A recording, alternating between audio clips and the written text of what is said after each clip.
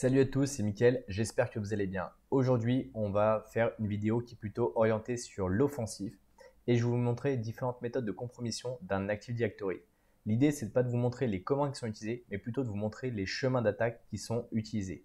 J'ai fait pendant très longtemps une test d'intrusion en interne, c'est-à-dire qu'on me déployait chez un client, j'arrivais avec un ordinateur personnel pour pouvoir compromettre le réseau comme une personne malveillante qui vient de l'extérieur. Mais également, on me fournissait un ordinateur local comme un nouveau salarié qui arrivait, qui serait également malveillant et qui essaierait d'extraire un maximum d'informations. Bien sûr, l'objectif de la mission, il était cadré sur une courte période. En général, on avait une journée et ça suffisait largement à récupérer l'intégralité des données confidentielles de la société.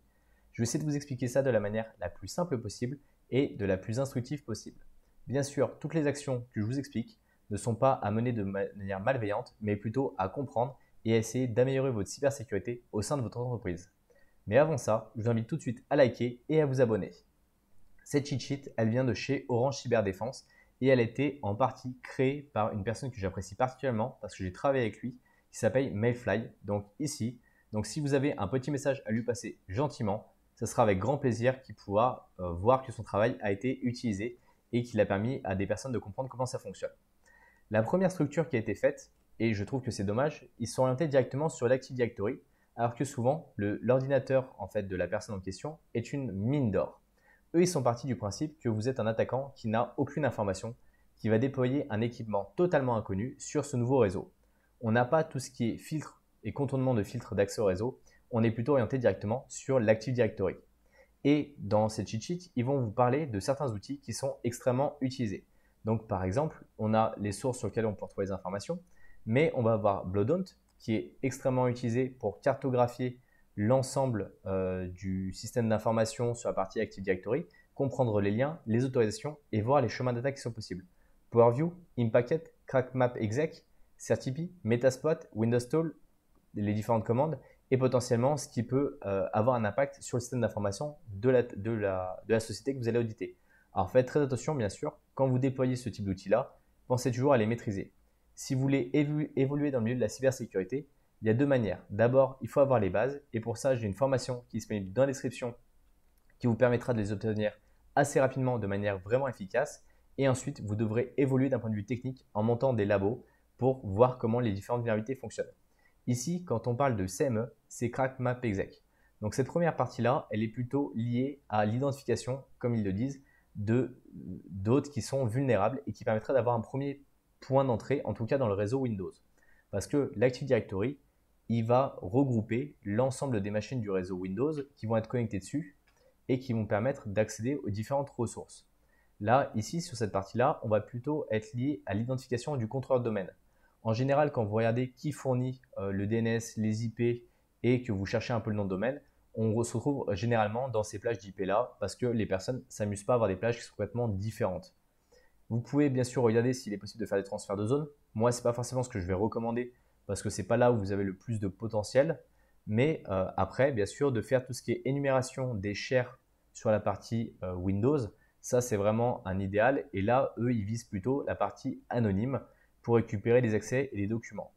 On a bien sûr l'énumération sur la partie LDAP, parce que l'Active Directory fonctionne avec le protocole LDAP. Et j'ai déjà trouvé des perles des fois avec en commentaire les mots de passe d'utilisateur. Ça arrive, c'est pas uniquement dans les films que ça arrive ce genre de choses. On peut bien sûr empoisonner toute la partie LMNR, NBTNS et MDNS. Bien sûr, on peut faire de l'IPv6 si il y a l'IPv6 qui a été implémenté. On peut faire de l'IPv4 si ça a été implémenté. Et après, on peut essayer petit potam si vous avez cette vulnérabilité qui est présente. On a plusieurs chemins derrière qui s'offrent à vous. Vous avez les compromissions classiques en mode rapide avec des machines qui vont être vulnérables à des vulnérabilités qui sont connues déjà depuis assez longtemps, comme du Zero Logon, du Eternal Blue. Faites attention avec les impacts que ça peut avoir. Certaines machines ne fonctionnent pas très bien et elles ont tendance à s'éteindre quand elles subissent ce type d'attaque. Tout ce qui est MS14 025 qui est très vieux mais pourtant qu'on retrouve encore trop souvent dans beaucoup d'entreprises. Des Tomcat JBoss Manager qui sont par défaut avec des mots de passe en Tomcat qu'on retrouve très souvent, Catalina. Tout ce qui est Java port serialisé qu'on va pouvoir exploiter, Proxy Logon, Proxy Shell, Log4Shell. Et là, globalement, en général, moi, je vais plutôt viser des serveurs Windows qui vont être connectés à l'Active Directory plutôt que des serveurs Linux qui ont tendance à être plutôt isolés en général parce que les personnes ont assez de mal à les connecter à l'Active Directory. Après, si vous trouvez des noms d'utilisateurs mais que vous ne trouvez pas de mot de passe, il reste des techniques plutôt basiques comme le password spraying. C'est le fait de tester des mots de passe sur un nom d'utilisateur que vous allez connaître et à partir de là, par exemple, vous pouvez tester le nom d'entreprise qui peut marcher. Ou si vous avez trouvé déjà un mot de passe et vous voulez le réutiliser sur un grand nombre de comptes, c'est également possible.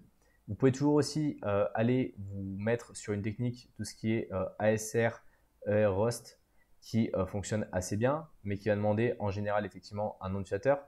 Après, on va être plutôt à la limite du brute force avec tout ce qui est TGS et autres. À vous de voir si c'est possible. Si le réseau est mal protégé, on peut partir sur tout ce qui est interception de données. Donc en man in the middle, en homme du milieu, on va relier des données en les modifiant. On a toute la partie NTLM Relay qui est extrêmement efficace et qui marche encore très souvent, que ce soit sur la partie SMB, HTTP avec la partie PAC par exemple, ou de l'ARP positioning avec du WSUS Relay. Une fois qu'on a compromis ça, on a plusieurs biais en fait à chaque fois. Soit on a trouvé des hashes de mots de passe et on va essayer de les casser. Ça, on est sur des choses simples, John ou H4. On essaie avec des dictionnaires ou en force brute. Si on arrive à avoir des accès qui sont valides, mais qui n'ont pas forcément des droits élevés, on va énumérer un maximum d'utilisateurs, on va essayer d'accéder au partage de fichiers, on va faire jouer le Bluedont pour qu'il essaie de trouver différentes techniques, on va essayer de faire du Kerberos hosting. On va vraiment essayer de rentrer en profondeur. À chaque fois qu'on a à nouveau des accès, on repart sur une méthode de reconnaissance. C'est-à-dire que la première chose à faire, c'est de la reconnaissance.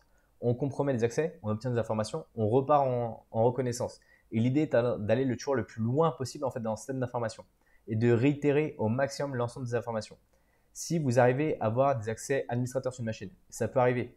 Vous allez pouvoir par exemple extraire la mémoire des machines et ça en général ça marche très bien sur les PC fixes ou les PC portables qui ont par exemple BitLocker. On vous le fournit, vous contournez la sécurité, vous faites une extraction du LSAS et à partir de là vous avez des crêtes valides pour aller vous balader un petit peu partout. Pareil, une fois que vous êtes admin, vous avez la possibilité de déployer tout un tas de choses. On peut passer sur du DP API. Ici, si jamais vous avez des creds mais que vous n'êtes pas administrateur, on peut passer sur de l'élévation de privilèges. Si vous avez du AppLocker et des sécurités qui sont mises en place, il y a des moyens de les contourner. Il y a toujours moyen en fait de trouver des contournements. Après, c'est juste le temps que vous allez passer et les vulnérabilités que vous allez trouver. Donc voilà, je vous montre un peu la cheat sheet au fur et à mesure, hein. Mais j'essaie de la structurer un petit peu dans l'ordre de pensée en fait de ce qu'on va faire. Mais une fois que vous avez obtenu un compte administrateur, et ben à partir de là, vous allez faire ce qu'on appelle du lateral movement. Vous allez essayer de compromettre un maximum d'autres en parallèle avec ça. Ça peut être via SSM, si vous avez les droits SSM, SSM qui est un logiciel pour maintenir un parc informatique et déployer par exemple des packages.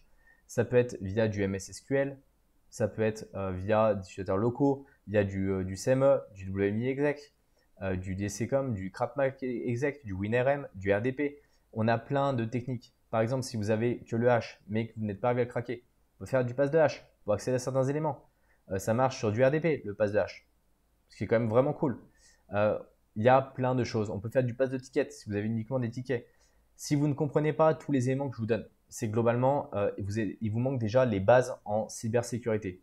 Et après, s'il y a des termes que vous ne connaissez pas, je vous invite à aller les creuser parce que ce sont des termes techniques et à monter des architectures internes directement pour pouvoir vous entraîner dessus et à voir où est-ce que vous voulez aller. Là, globalement, c'est quand vous allez attaquer des très très gros domaines, on va passer sur les relations en fait et les trusts qu'il peut y avoir entre les domaines. Et donc, une fois que vous en avez compromis un premier, l'idée c'est d'aller compromettre l'ensemble des domaines pour compromettre l'ensemble de la forêt. Donc là, il y a différentes techniques. On ne va pas forcément rentrer en profondeur parce que là, ça devient vraiment complexe pour les débutants. Mais pour ceux qui veulent, globalement, je vous mettrai la cheat sheet, le lien de la cheat sheet. Et donc là, vous pourrez y aller. L'objectif, bien sûr, c'est toujours d'être admin du domaine d'abord et après admin de la forêt. Là, c'est tout ce qui est délégation Kerberos parce que globalement, il y a plein de trous dans la raquette à ce niveau-là, au niveau Active Directory chez la plupart des entreprises. Et ici, on a toutes les problématiques de configuration au niveau de l'ADCS, qui est le rôle qui est en général installé sur la plupart des Active Directory. C'est le rôle de base. Et donc là, on va par exemple aller récupérer les informations sur les ACL, donc les access lists, et on va voir les différentes vulnérabilités qui sont possibles. Donc vous voyez, ça fait quand même beaucoup de choses à retenir, à maîtriser. Globalement, vous ne l'apprendrez pas en une journée. C'est des années d'expérience, des années de tests, à monter en compétence au fur et à mesure. savoir que ça existe quand vous êtes bloqué. Et donc, bien sûr, après, vous pouvez mettre en place de la persistance si vous avez besoin de compromettre une société sur assez longtemps. Comme je vous le dis, il faut vraiment connaître les bases, monter au fur et à mesure en compétences, comprendre comment fonctionne un ordinateur, un Windows, ensuite un domaine, ensuite un Active Directory. Vous comprenez ensuite comment fonctionne une forêt. Et à chaque fois, vous rentrez en profondeur, vous faites vos tests, vous essayez de compromettre vos propres systèmes. Ça vous permettra de comprendre toutes les imbrications et d'identifier l'ensemble des éléments. Mais voilà, il y a plein de moyens de pouvoir compromettre un domaine. Et c'est aussi pour ça qu'en général, les compromissions sont quand même assez rapides dans la plupart des structures. Parce qu'il y a tellement de chemins possibles que finalement, on ne pense pas à tout quand on fait du défensif. J'espère en tout cas que vous avez aimé cette vidéo. Pensez à mettre un like, pensez à vous abonner et dites-moi en commentaire si vous voulez d'autres vidéos de ce type-là. On se retrouve à la prochaine. Salut!